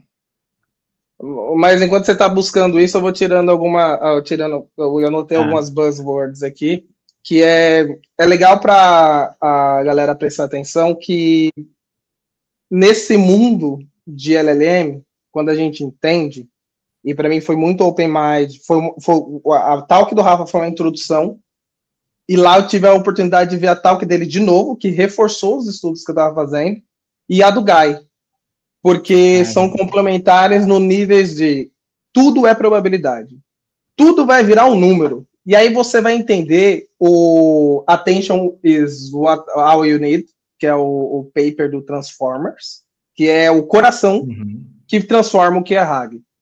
E o que é RAG, de fato? O RAG ele vai ser um orquestrador, no meio ali. E o que é a LLM, o Large Language Model?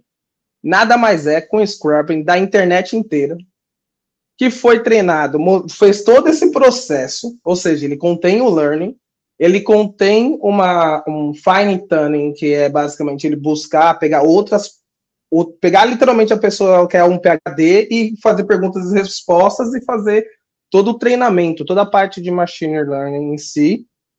E vocês, na hora que vocês começam a brincar, e o Redis Inside, ela tem uma plataforma muito legal, porque eu sou do tempo que, galera, tinha que fazer query no Redis, entrando no container. Pô, era osso, tá ligado? Já tinha container. Tá falando que é osso, mas fala a verdade, era muito simples, porque os comandos do Redis, eles basicamente refletem os comandos que você está acostumado a utilizar, por exemplo, no Java. Sim, era uma lista. Porque, tipo, assim, entre eu ficar vendo lá no Java e ir lá direto no Redis, no cluster Redis, eu ir lá no cluster Redis, deixa eu ver se isso daqui já tá em cache, o que tá acontecendo? Porque eu pegava cada uma, que o problema era do código, não era da database. E isso é um negócio muito interessante, porque o Redis, ela tá trazendo muitos, são algoritmos, galera, são algoritmos. O que ele falou do KNN, por exemplo, é um algoritmo de agrupamento, que é o K-Nearest Neighbors, que é um algoritmo de machine learning. Existem outros de clusterização, como K-Means. E tem um flow. E a abstração de você só montar a estrutura do comando e a database fazer essa pesquisa, e vocês podem ver claramente o tempo de resposta, isso é brutal. Tipo, não tem como... A Redis, ela sempre foi uma referência em questão de retrieval da database em si, e é brutal ver hoje esse novo space em si. Olha, o Matheus tem uma pergunta. Como monitorar e otimizar o uso de memória no Redis, com muitos dados vetoriais sendo salvos via Redis OM? Então, aí você tem várias maneiras, né? Porque a gente tem um cliente, por exemplo, que tem 40 terabytes de dados vetoriais guardados dentro do Redis. Então, a primeira coisa que as pessoas pensam é que o Redis, primeiro, ele vive na memória, tudo que você guarda dentro dele, vamos supor assim, vai estar na memória também. Então, o que você ler ou escrever para dentro do Redis, você vai ler ou escrever da memória. Mas a gente também tem outros serviços, por exemplo, o Redis Flex, que está na nossa cloud, que você pode guardar certas coisas no disco. Isso vai ser feito de forma automática para você. Então, aquela sua warm data, por exemplo, ela não vai ficar na memória, ela vai para o disco. Isso já otimiza, de certa forma, também o custo. Né? Para além disso, depende da finalidade que você quer utilizar o Redis. Se você quer guardar todos os seus vetores lá dentro, você vai ocupar ali um pouco mais de memória, não é? E pronto. Né? Não sei se isso... Usar a questão do Redis em salvar em disco é uma estratégia muito legal, porque vocês estão utilizando o LSM3, provavelmente, que é o Log Structured Merge, Search Merge, nesse caso. E tem outros algoritmos bem famosos na área de databases que fazem isso justamente para... Deixa eu dar uma limpeza aqui da memória, mas eu consigo retornar ao estado bem rápido. Então, isso é uma forma bem legal de otimizar.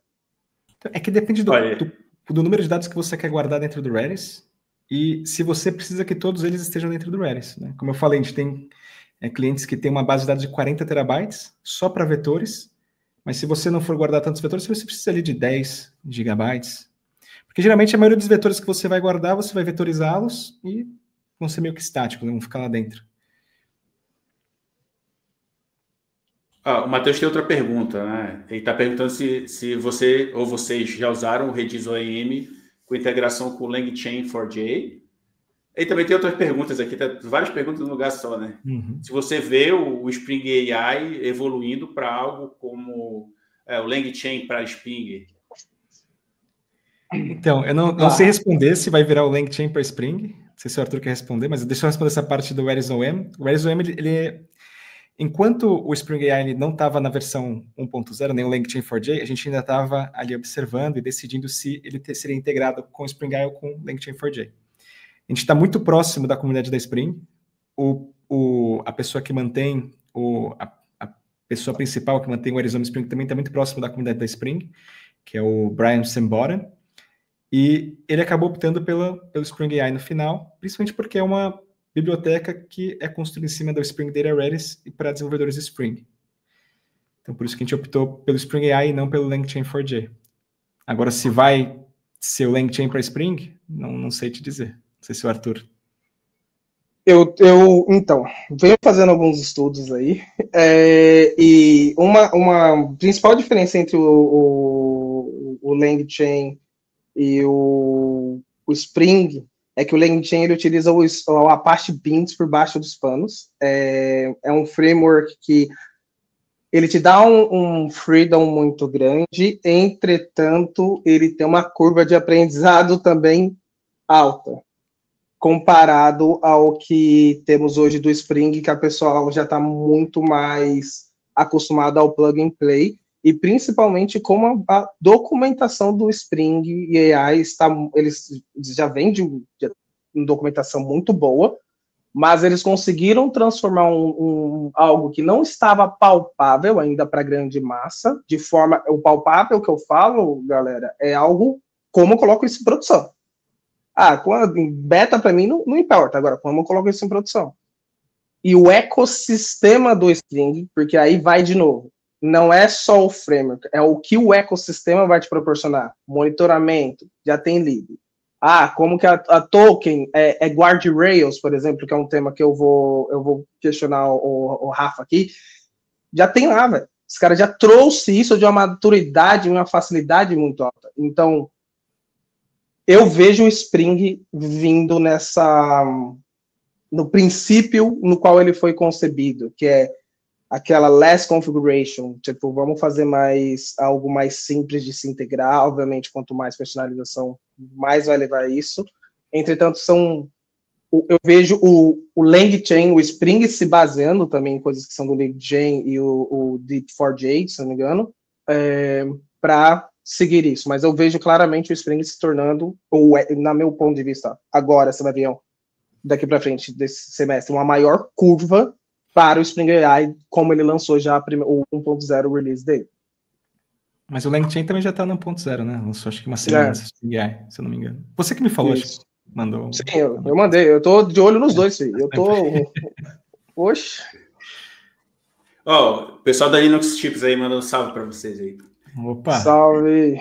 Se for salve, Jefferson, se estiver aí, tem que tomar uma cerveja com ele lá em Amsterdã. Sim.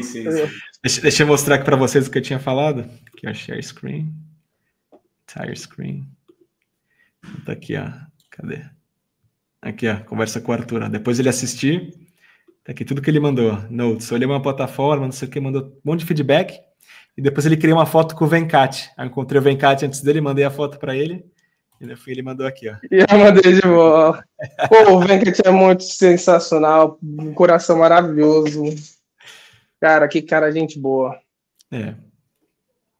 Vamos jogar o Rafa no fogo, Carlos? Caraca. Na hora.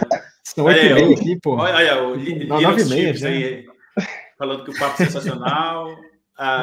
Falando pro Arthur, bora, Arthur, agora chegou na hora, né? Eu tenho que fazer igual o Jefferson. Pera aí, antes de começar, deixa eu abrir essa cervejinha aqui. Ele faz o review da cerveja e depois começa o assunto.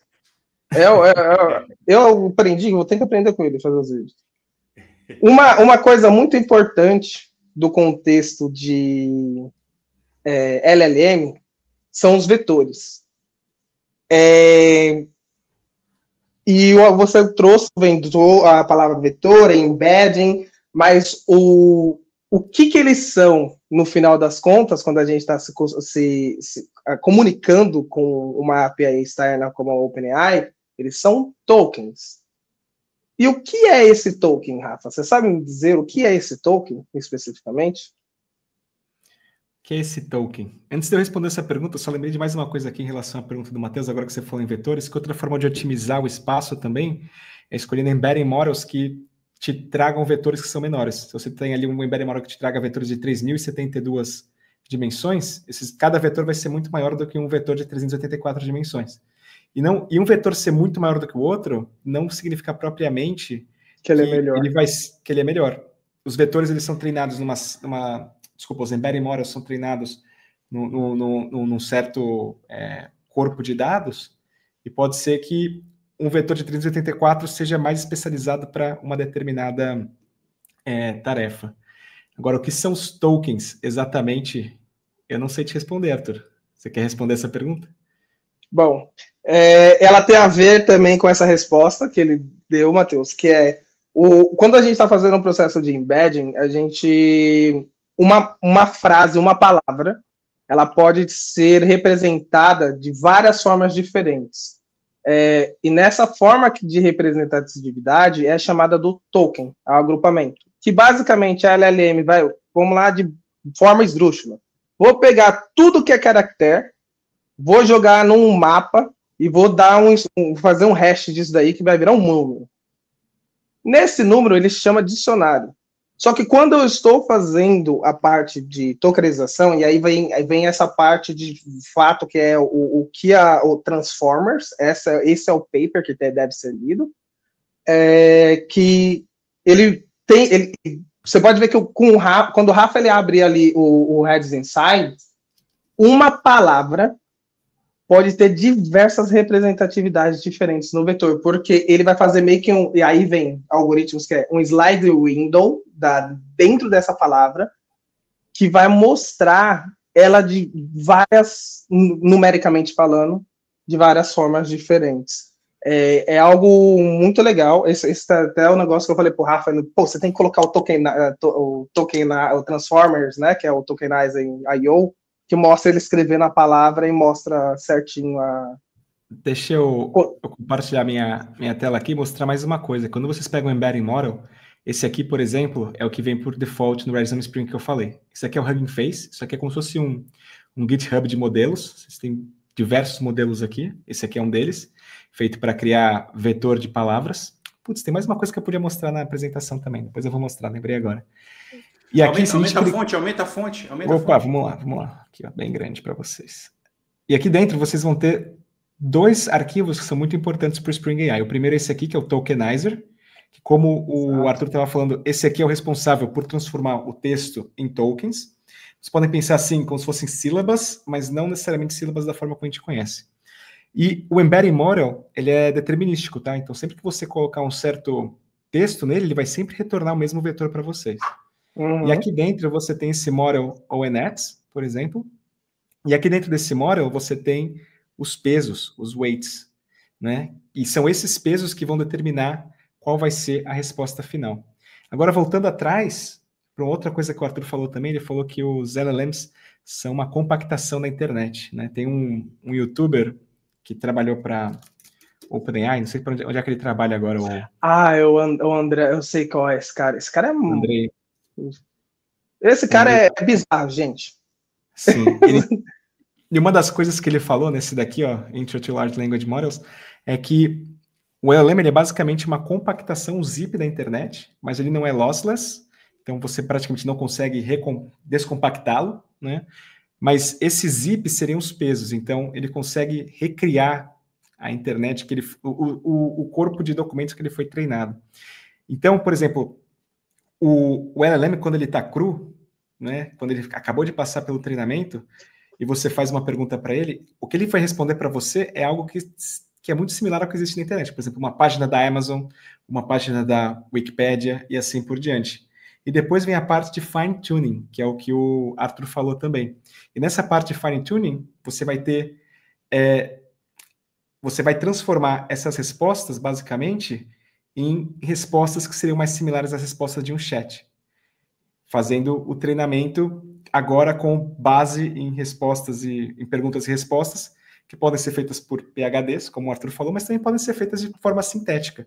Então, quando você está no chat GPT e às vezes aparecem duas colunas, ele pergunta qual que está melhor, você está também treinando o modelo. Você está fazendo para a própria OpenAI. E o seu próprio exemplo, ele mostra isso de forma progressiva, porque você vê, você mostra... Vamos lá, galera. O que a gente está tentando fazer aqui? Um semantic search, que é o lado humano. Eu estou falando duas frases que elas não são iguais a nível textual, mas que o sentido delas são as mesmas. E para que isso seja possível, tem todo esse processo de fine-tuning. Então, a primeira etapa que o Rafa mostrou foi, aqui tem um texto e eu vou pesquisar alguma coisa, mas se não tiver exatamente igual, cara, vai dar merda. Se a gente fosse no database e usasse um like da vida, a performance ia pro caramba. Já tô logo falando. Tipo, não dá para fazer isso sem ser uma estrutura exata. Essa aqui do Ricardo é muito boa. Que dois erros comuns são, primeiro, o tamanho das dimensões dos vetores não ser compatível com o modelo de embedded usado. Eu tomei um erro desse, que eu até falei pro Rafa. Eu falei, Rafa, tomando um erro aqui, tô tentando fazer uma aplicação. Ele falou, calma, pega aqui. E aí tem essa... Que é o OpenAI usa tanto e a Hugging Face, porque você pode usar vários modelos dentro da sua estratégia do RAG. E o segundo é os @documents. E essas dimensões, elas são específicas de cada modelo. Tá vendo? Esse daqui, por exemplo, ele cria vetores de 384 dimensões. Então, vocês precisam criar um índice dentro do Redis que represente essas 384 dimensões também. Exatamente isso. A pesquisa não vai trazer nada Porque e aí vem o problema que eu tomei, que é esse segundo cenário aqui que o Ricardo falou, que é você usar @document, o float precisa, o vetor precisa ser float. E se você usar hash, precisa ser em byte. Por quê? Para que a gente... Tudo vai ser número no final, galera. E tudo vai ser comparações entre esses números. E diante dessas comparações, porque a gente está trabalhando sobre algoritmos probabilísticos, coloquem isso na cabeça, vai ter a forma correta de como esse dado vai ser recuperado ou até mesmo pesquisado quando você mandar um comando, porque você emite um comando à database e ele vai ter que ter essa parte do array de floats e array de bytes, na verdade, tem mais a ver com a estrutura de dados em que eles são guardados. Se a gente olhar aqui dentro do hash, por exemplo, o que você tem aqui, os valores, eles são strings. Então, você não tem como guardar um array de números aqui de forma nativa, vamos dizer assim. Isso aqui é uma string, na verdade. Eu estou mostrando ela como um vetor, mas eu consigo mudar... Onde é que era que eu mudava? Acho que era aqui. Isso, Unicode. Na verdade, olha só, isso aqui é um byte, tá vendo? Mas é uma string, ele está guardado como uma string. Então, eu consigo aqui no Redis Insight visualizá-lo como um vetor. Se fosse um JSON, eu acho que eu não tenho um exemplo aqui. Ele faz serialize, entendi. Mas no JSON eu consigo guardar um array de números, exatamente, de forma nativa. Eu usei float nesse caso, eu usei na brincadeira que eu estava fazendo. E é por isso que o JSON você precisa guardar como um array de floats, mas no hash ele precisa ser um array de bytes. Essa parte é feita automaticamente para vocês pelo Redis Home Spring, não precisa se preocupar com isso, né? Mas antes de continuar, eu queria mostrar mais uma coisa, porque eu mostrei isso daqui funcionando com texto, mas eu também consigo fazer isso aqui funcionar com imagens, porque eu vetorizei todas as fotografias da Apollo 11, então eu tenho todas elas aqui. Cadê? Static. Um time diff, ó. Tenho todas aqui, por exemplo, esse cara aí, sei lá quem ele é. Então, pronto, se eu vier aqui, ó, choose file, então eu venho aqui desktop, cadê a Apollo 11? Já deixei algumas aqui preparadas. A primeira que eu vou mostrar, olha só, é da Terra. Se eu fizer upload dessa imagem aqui e clicar essa, esqueci de ativar, ele encontra outras imagens similares. Isso aqui, ó, já é feito, por exemplo, pelo Facebook há quanto tempo? Para encontrar rostos similares, né? Olha só a Lua. E tem outros exemplos também. Eu posso colocar aqui, por exemplo, uma foto do foguete. Ele vai encontrar outras fotos que são similares a essa. Tudo isso daqui utilizando Vector Similarity Search, olha só. E por fim, eu queria mostrar uma que é de um alienígena. Então tem aqui o alienígena. E se eu colocá-lo aqui, tem aqui... Caraca, não funcionou. Acho que eu apaguei a imagem. Mas deveria ter aqui a imagem que eu tinha vetorizado, só que eu acho que eu apaguei. Ele encontrou o vetor, mas ele não está encontrando a imagem. Eu acho que eu deletei ela daqui da pasta. Mas pronto. Era só para ilustrar. Só queria falar mais uma coisa também do que o Matheus perguntou, das boas práticas, porque quando a gente começa a criar chatbots, por exemplo, a gente começa a fazer a parte mais básica, que é o RAG, né? E depois você começa a avançar. E você começa a descobrir padrões de Vector Similarity Search. Um deles é o Semantic Caching, que eu falei. Você quer economizar no custo, né? Porque é caro. Imagina, se você estiver lidando com uma data stream enorme, que nem eu tenho numa outra talk que eu basicamente analiso todos os posts do Blue Sky, estou falando aí de 95 milhões de posts por mês. Se eu mandar tudo isso para o OpenAI e ainda mandar isso várias vezes, haja bolsa, exatamente. Então você pode usar Vector Similarity Search, por exemplo, para fazer classification, para entender se um texto é de um certo tema, por exemplo. Ou fazer routing. O que a LangChain ou Spring AI fazem para entender qual função, qual método tem que chamar dentro do teu aplicativo? Você define os métodos e depois ele vai fazer uma chamada para a tua LLM. Vai perguntar, olha, baseado nessa query, quais desses métodos eu deveria invocar? O que você pode fazer ao invés? Você pode usar uma técnica chamada Semantic Routing. E aí você usa Vector Similarity Search para descobrir qual é o método que você tem que invocar com base na query do seu utilizador. Isso sem chamar nenhuma LLM, utilizando sua base de dados, pode ser Redis, pode ser inclusive outra base de dados vetorial, e mais rápido e sem gastar a mais. A gente tem um repositório inclusive, que é o Resources, deixa eu ver se eu encontro aqui. AI, é esse daqui, ó, Redis Developer, Redis AI Resources. E aqui a gente tem, a maior parte deles é em Python, mas esse mês que agora acabaram as conferências, eu vou começar a criar mais alguns em Java e Kotlin. Você tem aqui diversos resources para aprender como fazer essas aplicações powered by AI e também, por exemplo, LLM Memory, como você faz para criar a memória do seu chatbot, né? Ou RAG, ou Semantic Cache, Inclusive, Routing. Isso já vem out of the box no Spring AI, que é o Memory Chat, que você consegue fazer. E uma coisa algo muito importante, que eu já vou enganchar numa pergunta, Rafa. E se esse método estiver fora de um código, como a gente pode trazer a noção do Spring AI para uma arquitetura de microserviço? Qual que é o protocolo ali que ficou popular para a gente utilizar? Então, agora o que estão utilizando é MCP, né? Mas vou falar a verdade para você, ainda não tive tempo de explorar, nem brincar um pouco ainda com isso. Acho que você já teve, porque você mandou já algumas... Conta aí pra gente. Basicamente, teve uma oportunidade de participar de um hackathon da empresa que eu trabalho, e eu falei, já que é para aprender alguma coisa, vou pegar o que eu aprendi com o Rafa, com o Guy e com o Thomas Vitale, que ele fez uma apresentação sensacional também, e colocar Over-Engineering, hackathon de empresa para fazer Over-Engineering. Coloquei a ideia para buscar informações do Sonar, do GitHub, e a partir de uma série de métricas, retornar os arquivos de testes, mais as bibliotecas de testes que eles estavam utilizando, para eu dar um ranking de score de maturidade daquele serviço em questão de testes. Isso daí é mais um P&D em si que a gente estava fazendo. Deu certo, a gente conseguiu concluir, e a gente utilizou MCP, a gente viu como o MCP por baixo dos panos, ele está utilizando o JSON RPC, para quem é velho de guarda aí. Ricardão, você manja isso daí, certeza. Está usando o JSON RPC, não tem nada de especial, é um protocolo, ele tem um problema que quando você sobe, como é um serviço externo, está sobre o HTTP, se ele cai, ele parece igual a conexão de banco de dados. Você vai ver aquelas stack traces do tamanho de um mundo na sua aplicação rodando, porque caiu do outro lado da conexão TCP, mas o MCP Protocol ele tá ganhando notoriedade sobre diversos outros protocolos, porque a Google tem um dele, a Facebook tinha lançado um dele também.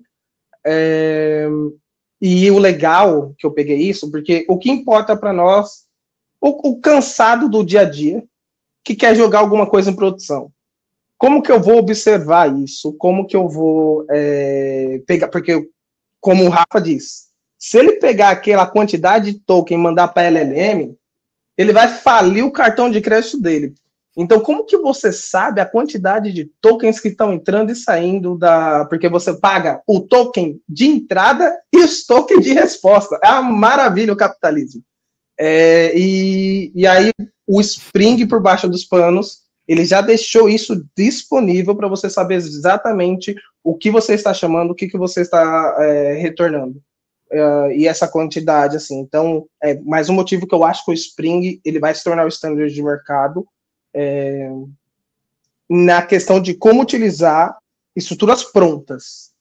Agora, para treinamento e machine learning de fato, que é fine tuning, eu ainda não vi algo nessa frente. Então, você tem o Deep Java Learning, né, o DJL. Exato. Só que ainda assim, eu acho que não está muito... É utilizada por trás do Spring AI, mas eu acho que ainda não está muito bem amadurecida. Deixa eu apresentar de novo aqui, inclusive porque eu tenho um artigo que eu vou soltar essa semana, provavelmente. Mas antes de falar desse artigo, eu queria mostrar... Cadê o Hugging Face? Há tanta coisa aqui. Tenho aqui um aberto. Caramba! Isso aqui é eu nem sei mais. Então você tem esses daqui, ó, Zero Shot Classification, por exemplo. Deixa eu ver se eu encontro algum aqui que eu não me lembro de um assim de cabeça. Inclusive, eu estava estudando sobre isso recentemente.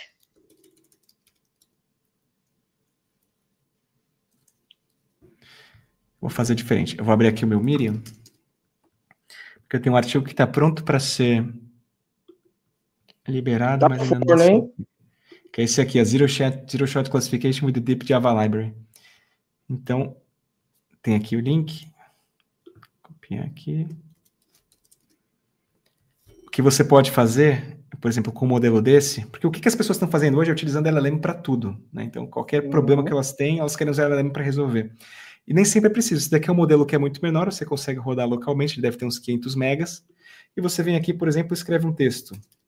Sei lá, Arthur Costa é o melhor programador Java do mundo e também do universo. Olha aí.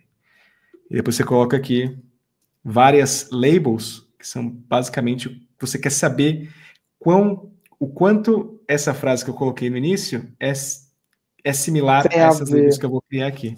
Então, eu posso criar, por exemplo, não sei, programação,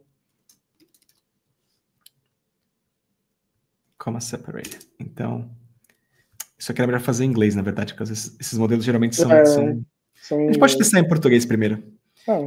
Astronomia, que mais? Política e futebol. Então, eu vou colocar aqui. Ele vai me dizer, dentro dessas categorias, quais que esse daqui melhor se encaixa. Demorando um tempo. Essa aqui, a label, é a feature. Olha lá. Ó. E aí, tá multilanguage já, isso daí. Tá multilanguage. Então, olha só, ele falou que é muito similar à programação. Eu não usei nenhum LLM para isso daqui, eu usei esse modelo. Se eu colocar aqui allow multiple true classes, clico em compute, ainda assim ele falou que é computação. Programação tá mais próxima. Se eu colocar alguma outra coisa aqui, Antônio Costa é o primeiro-ministro, ou foi, né, de Portugal. Vamos ver se ele entende que isso aqui é política. Entendeu? Que é política. Exato. Então você pode usar um modelo desse... Muito alto ainda. Olha lá, 0.999. Mas por que eu estava mostrando isso daqui? Voltando aqui para o Medium, eu estava tentando integrar isso daqui com Java, utilizando essa biblioteca chamada Deep Java Library. No fim eu consegui, mas eu tive que escrever muito código, tive que escrever um tradutor, porque basicamente o que o modelo vai trazer para você, você vai mandar para o modelo um vetor e ele vai te devolver um vetor, basicamente. E você tem que traduzir esse vetor, você tem que traduzir o seu texto para o vetor e o vetor que ele retorna de volta para texto. Se você faz isso com Python, são basicamente, sei lá, 10 linhas de código e funciona perfeitamente e rápido. Eu tentei fazer com o DJL, eu tive que basicamente reescrever o translator e pronto. Dá muito esforço ainda, né? Muito trabalho fazer. Mas depois eu escrevi aqui, eu vou lançar esse artigo essa semana, provavelmente, quem tiver interesse pode ler também. Uma última coisa, Rafa, porque seria interessante para você mostrar. Consegue mostrar o tokenizer? Não, eu acho que eu tô aqui. Deixa eu ver se eu consigo compartilhar. Essa daí é braba. Essa daí eu acho que eu tenho uma... Essa daqui saiu em PDF agora também. Quem quiser ler, tem um artigo que eu escrevi aqui junto com o Brian, na página 125. Saiu em PDF. Tá aqui, ó. A journey do Java com as bases de dados, está ao contrário aí. Mas pronto, se tiver interesse, depois eu vou compartilhar o link também do PDF. Uma coisa que eu acho que eu consigo compartilhar, não sei se vocês estão vendo aí. Estou conseguindo ver na tela? Agora sim, tá. Basicamente aqui eu estou utilizando o platform da OpenAI, ele tem um tokenizer deles expostos. E aí vem justamente o que eu quero falar, tipo, Rafael gosta de churrasco. Foi que tu gosta de Java, tu gosta de churrasco? O Guy também. Porque o Guy tentou acompanhar a gente no churrasco. E aí vem a questão que é os tokenizers aqui, que ele mostra. Aqui você tem 9 tokens. Então, cada cor que ele está mostrando aqui é o que ele está conseguindo, no algoritmo desse modelo, identificar dentre esses seus 39 caracteres. Depois que a gente começa a ver isso, tipo, cara, acabou a magia. Tipo, não é bruxaria, galera. É tudo probabilidade e número. Arthur, deixa eu adicionar mais uma coisa aqui nessa parte de tokenization, que essa parte não é uma coisa tão moderna assim. Né? Então, você tem, por exemplo, o algoritmo TF-IDF, que é Term Frequency Inverted Document Frequency, que é para você descobrir o quão similar dois textos são em relação a um certo termo, mas abrindo mão da quantidade de vezes, por exemplo, que aquele termo aparece naquele texto, e só vendo assim por cima, vamos supor, né? E nesse processo você já faz tokenização, só que a diferença da tokenização que você fazia no passado, que a tokenização basicamente você vai pegar uma sílaba, uma parte do texto e vai atribuir um número a ela. Né? E você pode fazer isso, depois você pode comparar esses números. Isso é feito no Full Text Search, por exemplo. Só que o que você quer fazer é, além de dar um número a essa sílaba ou a essa palavra, você quer dar um número que, junto com outra palavra que seja sinônimo, esse número seja similar, para que você consiga manter a semântica das palavras também. Né? E é aí que entram os embedding models e é aí que o jogo muda com o AI. Aí vem o curso do Carlos sobre algoritmos de lógica de programação, ensinando como fazer o DFS no grafo, né? Porque aí é weights. A gente já está falando de proximidade, já virou em grafo, já tem um peso ali. Olha você aqui. Você estava falando do Transformers, né? O Transformers é uma arquitetura que revolucionou Exato. a forma como a gente faz as LLMs hoje, né? E a AI, mas antes disso você tinha o Word2Vec, que eu acho que é de 2013, que já ensina como fazer essa parte da tokenização e também a parte de sinônimos e guardar a semântica desses pesos. Uma coisa louca que o pessoal até eles não param para pensar nesse caso, é que a gente já tinha, eu vi que uma apresentação que a LLM não pode resolver isso, mas IA pode. Que IA literalmente pode, a gente cada ano está indo para um significado diferente. Essa apresentação lá foi maravilhosa. E é justamente isso, que quando a gente começa a debater sobre essas coisas, são mundos, pessoal. Cada coisinha é um mundo de estudo, e é como que a gente traz isso para a maturidade, que eu não tenho todo esse tempo, é legal, e seria maravilhoso vocês irem atrás, aprofundar, mas para o desenvolvedor, no dia a dia, é entender como eu posso fazer esse tipo de algo robusto em produção. Qual é a database que eu devo utilizar? Qual que são as estratégias de busca que eu vou utilizar naquela database? O Reds, ele, cara, tem uma documentação maravilhosa. Eu falo isso porque eu estava enchendo o saco do Rafa, legal, mandando para ele, tô usando isso daqui, tô usando aqui o repositório. Eu estava literalmente brincando com extração de arquivo e para fazer pelos processos dessas frases em si. E realmente, é muita coisa. E observability, o Rafa já deu algumas dicas, que você vai querer também, tem lugar que você vai querer cache da resposta. Tem lugar que você vai querer colocar guardrails, né, que é o question, answer e response. E quem vai se ferrar nesse caminho todo é o Carlos, que é de segurança. Carlos vai ver o supply chain lá, ó. Isso e aí, e vai se ferrar ali, ó. Isso é verdade. Porque você tem prompt injection agora, você tem uma série de... Tá bom. Pelo amor de Deus. Pronto. 1h46. Senão a gente pode ficar falando aí umas 3 horas. Não, que isso. Não tô falando do tempo. Tô falando que vocês querem jogar as coisas pra mim. Tô falando que vocês querem jogar as coisas pra mim. Eu acho que é isso, né, pessoal? Enfim. Eu não tenho perguntas. Eu acho que eu já tinha feito algumas considerações, e pelo que eu vi, o Rafael mudou algumas coisas. Enfim, eu nem vou citar aqui. Está muito melhor, assim, a minha impressão, comparado com o que estava antes, já era bom, agora ficou melhor ainda a toque, e acho que é isso, né? Enfim, eu vou deixar aberto agora para vocês, enfim, na verdade eu vou fazer umas perguntas pessoais para vocês antes de finalizar, né? O que vocês estão fazendo na vida pessoal de vocês, além de trabalhar e ficar mexendo com esses troços aí de LLM, essas coisas aí? Vamos lá, a ordem alfabética aí. Fala aí, Arthur, começa contigo. Eu, como moro aqui no Porto e resolvi manter meu peso, né? Porque eu não quero emagrecer, eu quero só manter um peso para eu continuar bebendo minha cerveja. Tô correndo. Olha. Comecei a correr. Toco violão também, jogo meu Magic. Cara, eu sou muito viciado em jogar Magic Commander. E às vezes faço a mentoria, eu trabalho com algumas mentorias grátis, eu não mais amigos próximos em si. Eu gosto muito de ensinar e eu fico nessa, basicamente. Na vida pessoal, o Ralf coçando as costas. Aqui, no meio da reunião, tava assim. Não acredito, que isso. Nossa, figurinha do Slack, Ricardo. Print, já deixa o print pronto, já virar uma figurinha. Mas basicamente, do meu lado, esse mês foi muito puxado. Tive que ir para várias conferências, foi o mês das conferências. Acho que toda semana eu estava numa conferência diferente.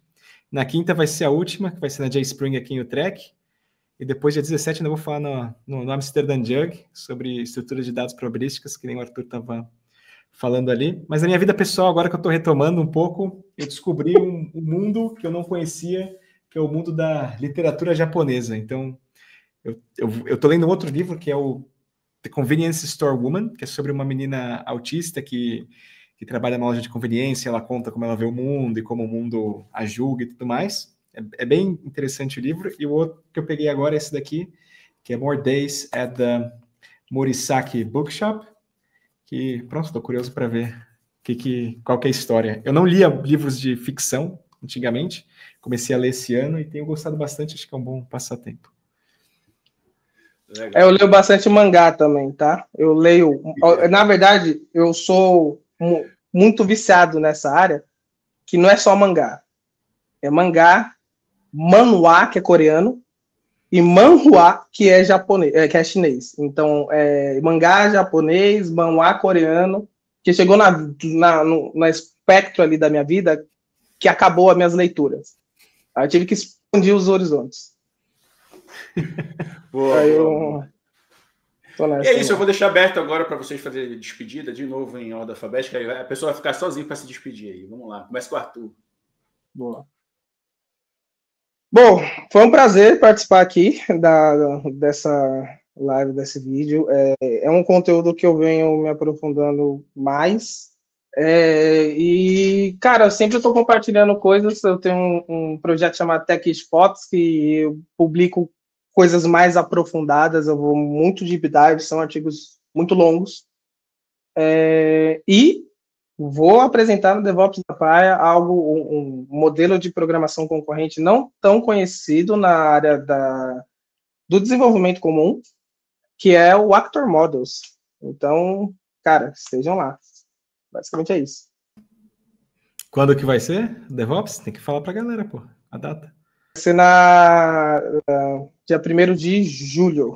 Né, isso, 1º de julho. 1º de julho, no mesmo lugar de sempre, né? Lá no Edifício Transparente. Eu ia deixar para falar daqui a pouco, mas enfim. Vai lá, Rafael. Pronto. Gente, primeiramente queria agradecer o tempo de vocês, espero que tenham gostado da apresentação. Essa apresentação já apresentei acho que cerca de 6, 7 vezes, então ela já estava bem evoluída, mas foi a primeira vez que eu apresentei em português, talvez por isso tenham tido alguns soluços aí no meio.